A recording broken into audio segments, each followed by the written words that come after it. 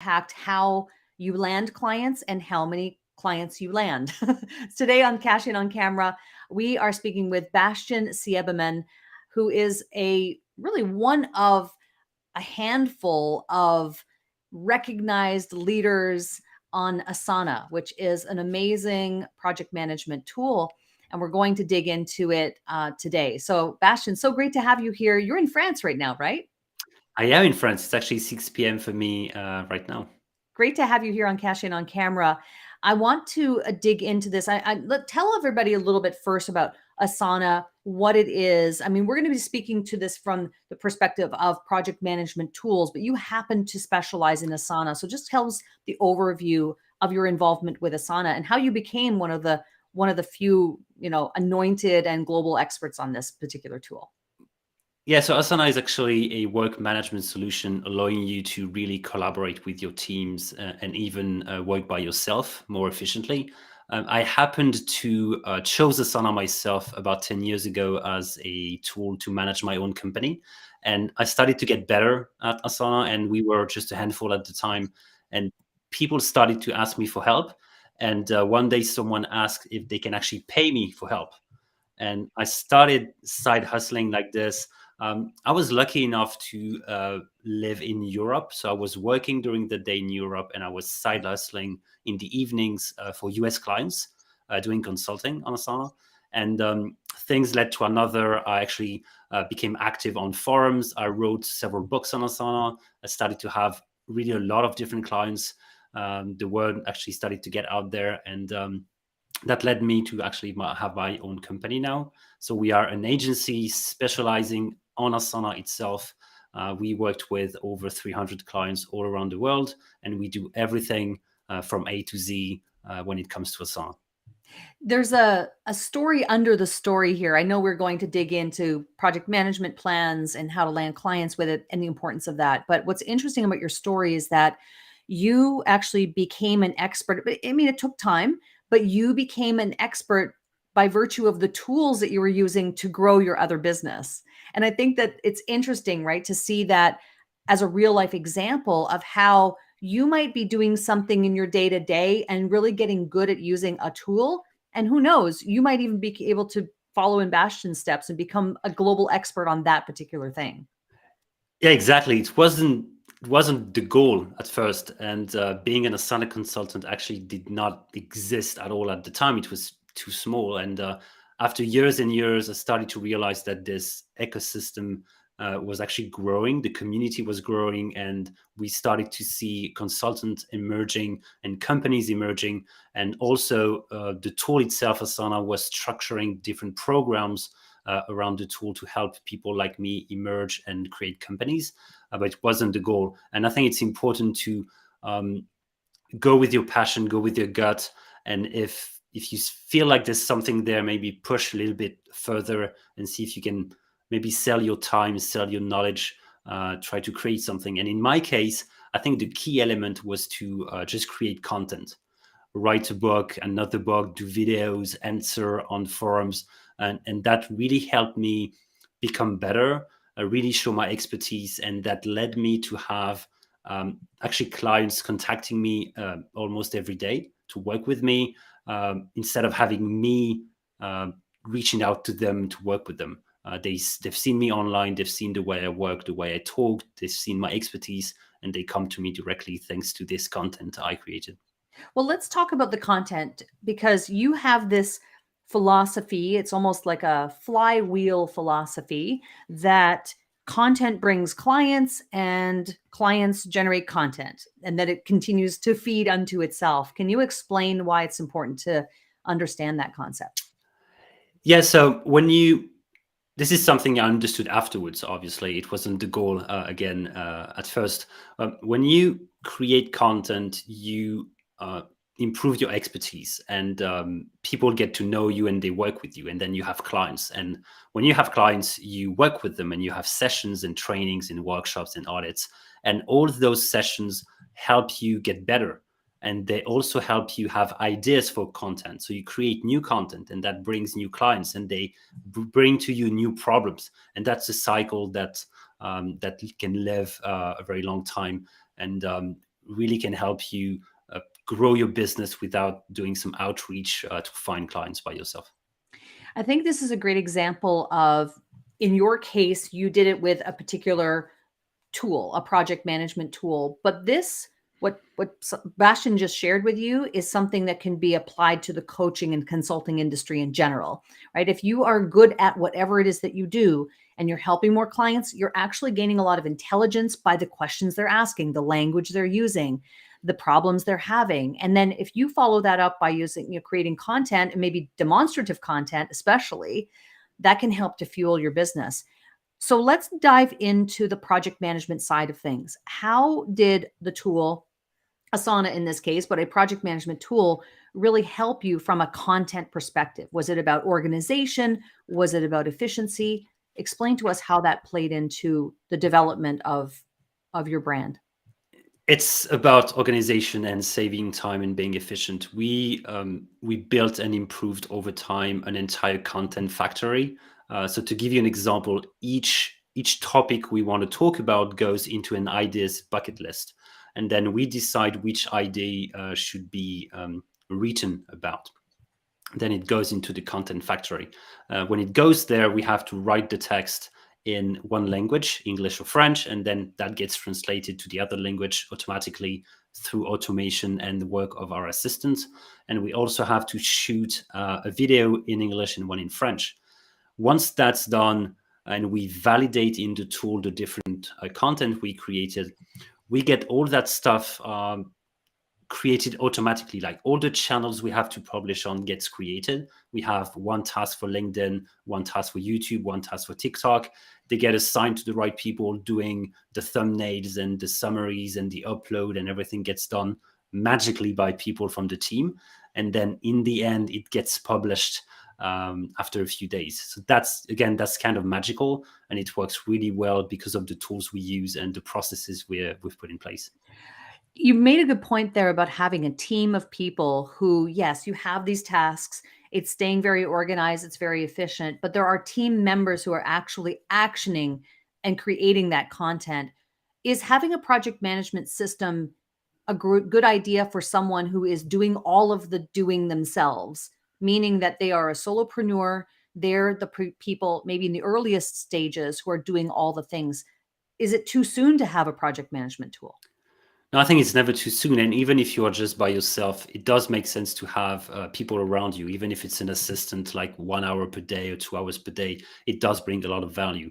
But if you're not there yet, I think it does make sense to still have a tool to be able to capture ideas, organize your ideas, plan your different campaigns. And usually we juggle so many topics at the same time. It's just really hard to manage by just using pen and paper.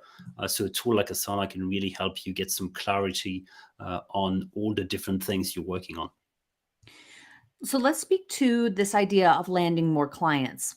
Explain to us the connection between having the system, being efficient, being organized, having a team member or maybe several team members over time as you grow your team to create that content. How is that connected to helping people land clients? Creating the content is the first step, obviously. The second step is having someone emailing you when they want to work with you. But that's only the second step, because usually even if you answer, they don't follow up. So you need a system to be reminded to follow up with people. You need a system to rate all the leads that you have to know on which one you should spend time. Even when you signed the client, you need to manage the quotes, the invoices, the sessions themselves, the agenda of the sessions. All of that has to be managed somehow. When the work is done, you need a way to track testimonials. You need to remember to ask each client a testimonial. You need a way to gather their testimonial with the rating, and you need a way to get back to them based on what they said. And we always say that it's easier to work again with the same clients instead of finding new ones. So you need a way to be reminded to talk with your clients as often as possible and push to them new things you're working on. All of this has to go into a system, because once you reach a certain level of a certain number of clients, it's not manageable with piece of paper or just emails. You need to have a system to be able to put everything in sync this way. Bastien, is there a magic number of clients where you should really start to build in those automations, those reminders? Like, what is a manageable, let's say for a coach or consultant, what is a manageable number of clients to have where they're maybe not developing the systems that you're talking about? Is it after 10 clients, you really need to be looking at this? Is it after 7? Is it after 20? Do you have any sense of at what point a coach or consultant should be looking at something like this? I think there's so many steps, as we've talked about earlier. There's so many steps, even with a single client, that I think on day one, you need a way to track what's happening. Even if you start with a simple Excel spreadsheet, that's fine. So you could start with this. And then as soon as you have to collaborate with someone, even an assistant, you need to have a system. And an Excel spreadsheet is usually not enough to collaborate in those cases. You need a way to be able to discuss on specific topics. You can't send each other emails because it's going to be too hard to manage. So I think before 20 to 30 clients, you can probably do everything with an Excel. And then it's probably better to have something else to get automated reminders and automation and things like this to help you streamline. And if you have 30 clients, that's probably because you actually talked to like 200 leads. That's so right. That means you have like 230 people to manage. So you probably need a tool even before having 20 or 30 clients. Yeah, that's a great point. I love the idea of having project management because it keeps things organized. You were mentioning about automations and having reminders. Are you suggesting that those reminders be set up like a blanket reminder for a specific group? Is it based on tags, or is it more of when you bring in a client, especially if you're, let's say it's a private client, that you're specifically creating specific customized reminders for that one person? Yeah, it's a good question. We have different types of reminders. For example, an invoice will have a default reminder after 30 days because when you send the invoice after 30 days, it has to be paid. That's the default reminder. If it doesn't get paid, we usually remind the client and remind again every 10 days. So we have defined default values. When it comes to the relationship with the client, it all depends on the priority and importance and potential of that client. Obviously, a client with a big potential, you have to talk to them more often and be reminded about them more often. A client you did not enjoy working with, you will never remind them, obviously. So we have, I think, different scenarios and different automations in place to make sure that nothing falls through the cracks. What about taking notes? Every conversation is different. Different things are happening. Different things are said that need to be tracked. There's different follow-ups that are going to happen. Tell us about note taking as far as the project management side of it. How do you suggest taking notes? In a tool like Asana, you have tasks. So for example, in our case, a client will be a task, an invoice will be a task, a meeting will be a task. A task is an object that gives you the ability to have attachments and comments and discussions with your team. Even if you work by yourself, and I do this all the time, I comment for myself because I know that 2 weeks from now, 6 months from now, I need to understand what happened, what I did, in which order, at which date, and at which time. So I even comment for myself. So if you structure things by creating different types of tasks organized in different types of project, then you can use comments to really explain the details of what happened to get that accountability and the ability to go back in time and analyze if you have to.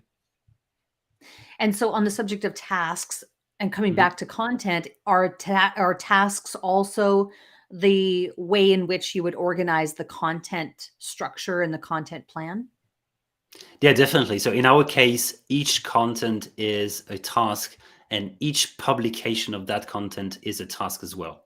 So for a specific topic, for example, this podcast, once it's released, it will be a task.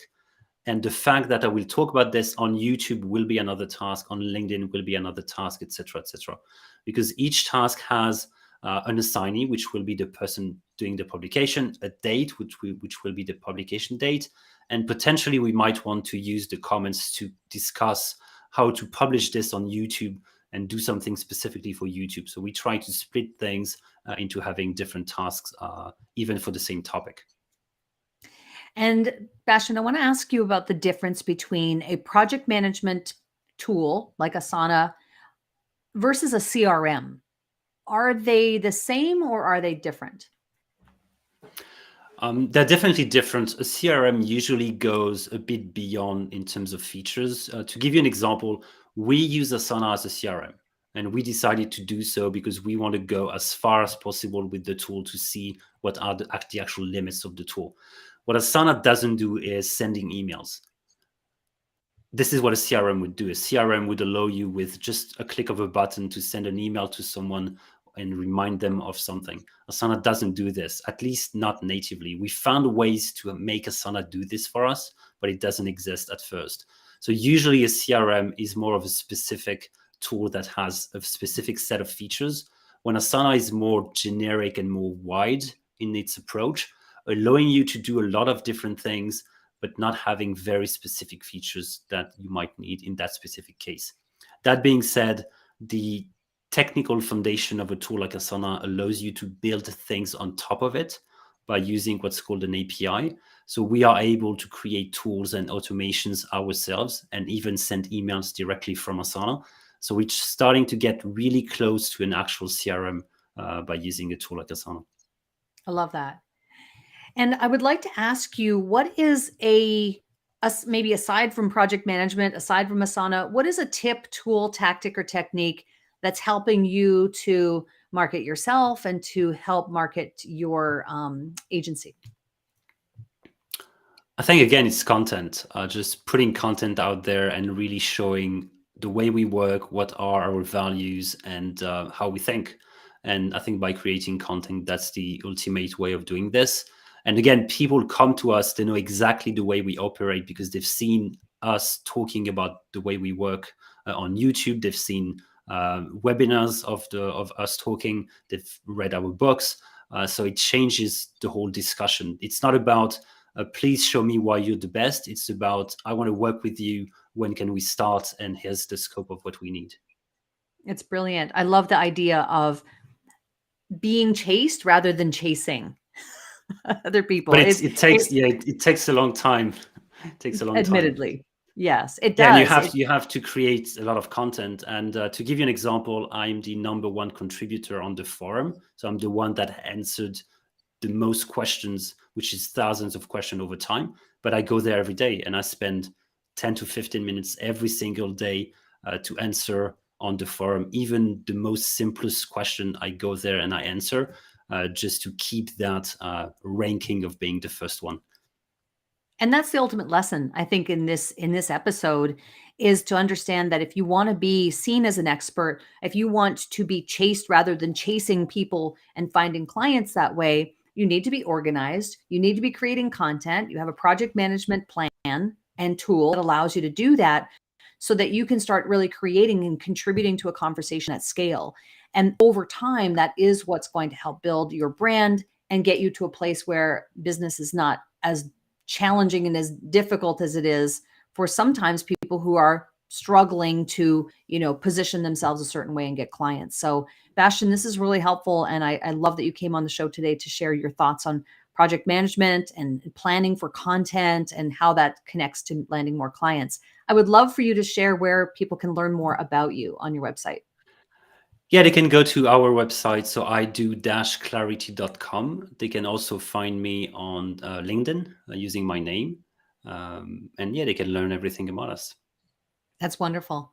Thank you so much for coming on the show and sharing this. This is a topic that is near and dear to my heart. I love the idea of authority and content. It really makes a lot of sense to me, and I'm sure that our audience is the better for it. So thank you for coming on the show today.